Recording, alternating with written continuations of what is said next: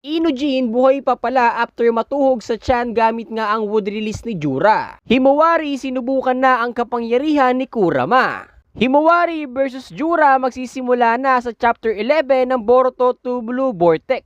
Sarada Uchiha hindi kinayang labanan si Hidari ng mag-isa at si Sumire ay bumagsak. Boruto muling nagpakita kila Jura at Hidari pagkatapos ng kanilang labanan noon sa chapter 4 ng Boruto 2 Blue Vortex. At si Boruto ginamit ang Hiraishin para iligtas si Sarada. At hindi lang yan, pinutol pa nga niya yung kamay ni Hidari. Iilan nga lang yan sa mga highlights sa bagong release ng chapter 11 ng Boruto 2 Blue Vortex.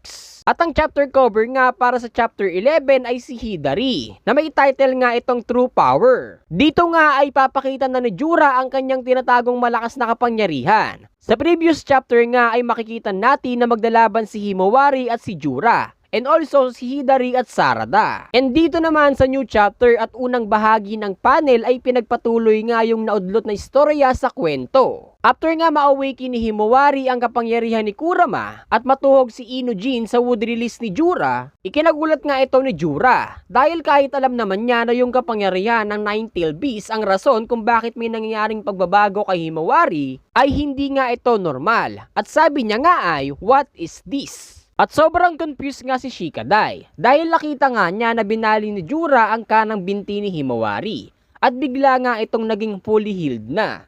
Pagkatapos nga na makaalis at makarecover si Himawari sa wood release ni Jura ay agad-agad ngang pinuntahan ni Himawari si Inujin at inalis nga ito sa pagkatuhog. At sabi nga ni Shikadai dito ay be careful dahil sobrang delikado nga ng ginawa ni Himawari na yon. Pero dito nga ay nagulat si Shikadai dahil pagkalapag pa lang ni Inujin at yung sugat nga at butas sa katawan ni Inujin ay fully healed na. So meaning sobrang lakas nga ng healing abilities ni Himawari. At even though in complete control nga si Himawari dito ay nagagawa nga niya na maging kalmado. At dito nga ay sinabi ni Himawari na hindi nga siya sure kung fully healed na o talaga bang sure na magaling na si Inujin. Kaya naman sabi nga ni Himawari dito ay mas maganda kung dadalhin nila si Inujin sa ospital.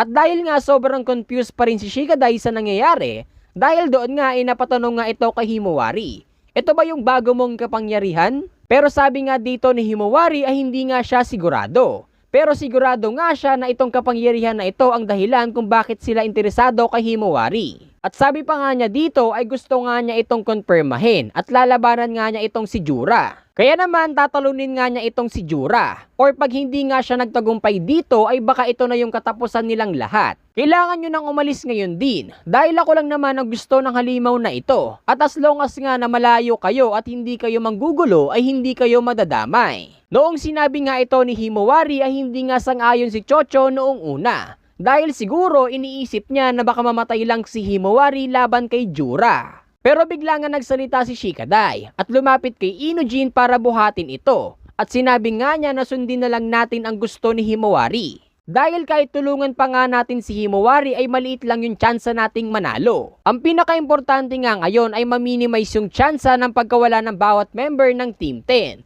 Kaya naman gusto ni Himawari na umalis na tayo. That's why Himawari is saving. At dahil nga sa sobrang talino at nag-gets agad ni Shikadai ang nangyayari, ay pinuri nga ni Jura itong si Shikadai. At sinabi nga niya na I shall remember your name. And sana magkita tayo ulit someday. Sabi nga ni Jura. Pero kahit nga gano'n, nagdadalawang isip pa rin itong si Chocho na umalis. Pero dahil nga sa ini-insist ni Himawari ay kalaunan ay pumayag na rin ito. Dahil nga yan sa kanyang bagong kapangyarihan. Sabi niya nga dito, if I have this power, I wanna carry out the responsibility na kaakibat ng kapangyarihan na ito. Dahil naniniwala si Himawari na hindi nga siya magkakaroon ng ganitong kapangyarihan kung wala siyang responsibilidad. At sabi pa nga niya, ito nga din daw ang pipiliing desisyon ng kanyang ama na si Naruto at ng kanyang big brother sa ganitong klaseng sitwasyon. Kaya naman buo na nga ang kanyang desisyon patungkol dito. At sabi nga ni Chocho, pagkatapos ng lahat ng ito ay kakain sila ng pancake sa bagong pancake house ng magkasama. At dito na nga umalis si Chocho at si Shikadai. At dito na nga magsisimula ang bakbakan sa pagitan ni Jura at Himawari. Dito na nga nagsimulang magsalita at magtanong ng about human action itong si Jura. Nasabi niya nga dito na hindi nga daw niya maintindihan kung bakit ngayon lang sila nagdesisyon ng maayos. Particular dito kay Inojin. Dahil kahit alam naman ni Inojin na wala siyang laban, ay sumusugot at umaatake pa rin siya kay Jura. Even though kahit alam niya na yung technique niya ay walang panama dito kay Jura. And yeah, exactly. Ang ending natuhog siya ng wood release ni Jura at muntik pa nga siyang mamantay. At isa pa nga sa mga gumugulo sa isipan ni Jura ay bakit nga daw may biglang sumisiklab na apoy sa loob ni Himawari? Dahil nga daw ba yan sa nangyari kay Inojin or isa lang ba itong aksidente? Kaya naman parang ipinapahiwatig nga dito ni Jura na parang hindi nga siya aware sa nangyayari sa paligid niya. Na dahil nga sa nangyari kay Inojin at dahil doon ay minaawik na bagong kapangyarihan itong si Himawari. But anyways, dito na nga nagsimula ang labanan nilang dalawa. Sabi nga dito ni Himawari ay shut up at bigla nga sinuntok ni Himawari ng napakalakas si Jura sa sikmura. Sabay follow up ng kanan na nagpatalsik kay Jura ng napakalayo. Pero parang hindi nga nasaktan dito si Jura at agad-agad nga itong lumipad pasagod kay Himawari. Pero ito nga si Himawari ay gumawa agad ng Bidyudama. At dito naman ay huminto sa ere si Jura at gumawa din ng sarili niyang Bidyudama para i-counter ang atake ni Himawari. At naglikha nga ito ng napakalakas na pagsabog. Dito nga ay nagulat at nasurpresa itong si Jura. At bigla nga sinabi ni Jura na hindi ka lang malakas, kayang-kaya mo ring kontrolin ang Bidyudama. At na-curious na naman dito si Jura. Sabi nga ni Jura dito ay hindi lang daw siya basta-basta isang Jinchuriki. Masingit pa nga daw siya sa isang Jinchuriki. Dito na nga nagsimulang umatake si Jura. Hinedbat niya nga dito si Himawari. Sobrang bilis nga dito ni Jura na kahit si Himawari na nakakurama mode, hindi nga kayang pantayan ni Himawari yung lakas at bilis ni Jura dito. Dito na nga sunod-sunod na inatake ni Jura si Himawari. At hindi man lang makasabay at makagantay si Himawari kay Jura. Kahit nga na si Himawari na perfect Jinchuriki na sinasabi na pinakamalakas na Jinchuriki sa lahat ng naging Jinchuriki ni Kurama, ay wala pa ring panama pagdating dito kay Jura. Dito nga sinabi ni Jura na I've decided to release just a little bit ng kanyang kapangyarihan. So meaning hindi pa nga ito yung totoo niyang lakas. At hindi pa ipinapakita sa atin yung tunay niyang lakas. So siguro dito kapag may nakatapat na malakas si Jura, or worth it na ilabas yung kanyang full power, ay possible na ilabas na ito ng walang pag-aalinlangan. At pagkatapos nga niyan ay sunod naman na ipinakita yung labanan sa pagitan ni Hidari at Sarada. Pagkatapos nga na makailag ni Sarada sa Chidori at mga counter-attack against Hidari ay bumagsak nga ito. At nagsalita nga dito si Sarada at sinabi na who are you? Bakit kaya mong gamitin ang Chidori? Dahil alam naman natin na si Sasuke, Sarada at Kakashi nga lang ang nakakagamit neto. And anyways, nagulat nga silang lahat nang biglang naghilom at gumaling yung sugat ni Hidari sa tagiliran ng dulot ng Chidori. Then after no, nagtanong nga itong si Jura na Sharingan nga ba yung tawag sa mata ni Sarada? And Chidori nga din ba ang tawag doon sa atake ni Sarada? Dahil nagtataka nga ito, bakit sobrang hirap nga daw kontrolin ng Chidori? And iniisip nga niya na baka kailangan niya din ng katulad ng mata ni Sarada, which is ang Sharingan, para ma-master niya nga ito. At bigla nga nagsalita si Konohamaru dito, na ano ang connection mo kay Uchiha Sasuke? Nagsagot naman dito ni Hidari, who? I don't know who that is. You keep throwing ridiculous question at me. Who am I? Hindi ko alam kung sino ako. Kaya naman pumunta ako dito sa Konoha, sabi ni Hidari dito. At dito nga biglang sumigaw si Sumire at sinabi kay Konohamaru na protektahan nga si Sarada. Dahil nalaman ni Sumire na ang target ni Hidari ay si Sarada. I think, hindi. I know it. Yan nga yung mga salitang binigkas ni Sumire na nakapagtataka. Dahil paano niya nalaman yon na si Sarada ang target ni Hidari. Dahil wala namang hint or sinabi na si Sarada ang target ni Hidari dito. At dito nga ay ginamit ni Hidari ang claw marks papunta sa likod ni Sarada. At ginamitan nga niya si Sarada ng lightning release na tila hindi nga makagalaw itong si Sarada sa ginawa ni Hidari. Sinubukan ngang umatake ng isang ninja ng earth release para tulungan si Sarada. Ngunit sinunog nga lang ito ni Hidari gamit ang fire release. Dito na nga sumugod si Konohamaru sa likod ni Hidari gamit ang Rasengan. Pero sa sobrang bilis nga ni Hidari ay nakaiwas nga ito nang walang kahirap-hirap. At bigla nga itong napunta sa likod ni Konohamaru at tumatake ng Chidori. Pero dito nga ay kinounter ito ni Konohamaru gamit ang Rasen Barricade Wind Style. And I think sapat na ito para hindi siya tamaan directly ng Chidori ni Hidari.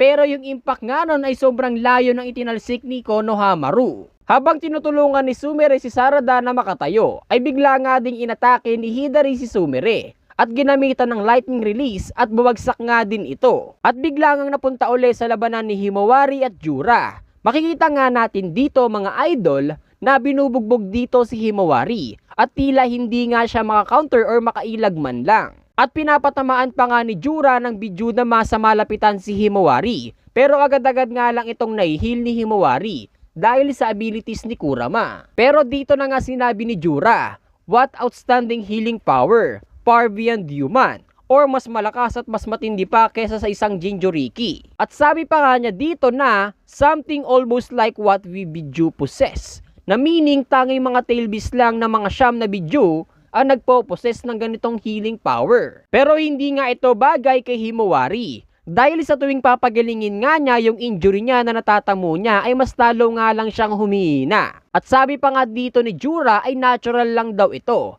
Pero hindi nga matatakasan ni Himawari yung kaakibat ng chakra expenditure. O meaning yung chakra na ginagamit niya sa tuwing papagalingin nga niya yung injury na nakukuha niya. Napasabi na nga lang dito si Kurama na we're totally outmatched dito sa laban na ito. Kumbaga kahit saan tignan ay wala silang tsansang manalo. Dahil hindi nga nila inaakala na ganun pala kalakas si Jura, na kahit si Himawari na perfect Jinchuriki at may special chakra, ay hindi kayang talunin si Jura. At next nga ay ipinakita na dito si Delta at Kawaki na papunta sa kung saang lokasyon si Himawari. At dito nga pinipigilan at pinipilit na kausapin ni Delta si Kawaki. Dahil ipinapaalala nga ni Delta dito yung pagdurog ni Jura kay Kawaki noon sa chapter 8, kaya naman sabi nga niya dito na what's the point of going there? Kumbaga sinasabi dito ni Delta, ano pang saysay ng pagpunta doon? Kung dudurugin at bubugbugin ka lang ulit ni Jura. Pero hindi nga natinag dito si Kawaki at patuloy pa rin papunta kung saan si Himawari. Dahil buo na nga ang kanyang loob na tulungan si Himawari at sinasabi pa nga niya dito na I'll do whatever I can. So it shows na may care pa rin itong si Kawaki kay Himawari. Dahil syempre si Himawari parang nakakabatang kapatid na nga ni Kawaki. Habang papunta nga sila at habang nag-uusap si Delta at Kawaki ay biglang nakita ni Kawaki si Boruto. Dahil linunahan nga sila ng sobrang bilis. Na parang naka-godspeed nga itong si Boruto, na kahit nga si Jura ay hindi nakareact sa sobrang bilis ng pangyayari. Sa sobrang bilis nga ni Boruto ay iniligtas nga niya si Himawari. At bigla nga ulit tayo bumalik sa scene nila Hidari at Sarada. Nasabi ni Hidari na wala nga akong alam kung sino ako. Ang tanging alam ko lang at kilala ko ay ikaw Uchiha Sarada. Tatanungin kita, who are you? What will I gain if I devour you?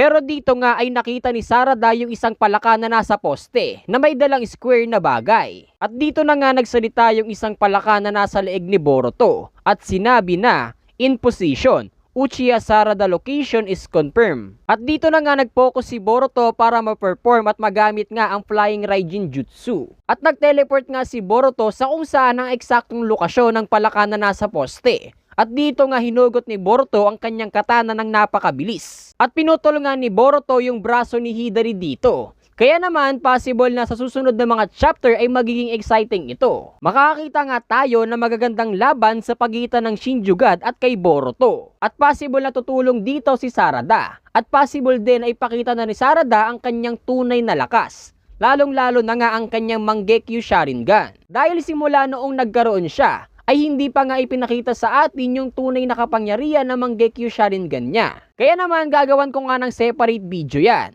Kung ano nga ba ang kapangyarihan ng Mangekyo Sharingan ni Sarada. Kaya naman abang-abangan nyo nga yung video na yon. At yun na nga ang mga nangyari at kaganapan sa full chapter 11 ng Boruto 2 Blue Vortex.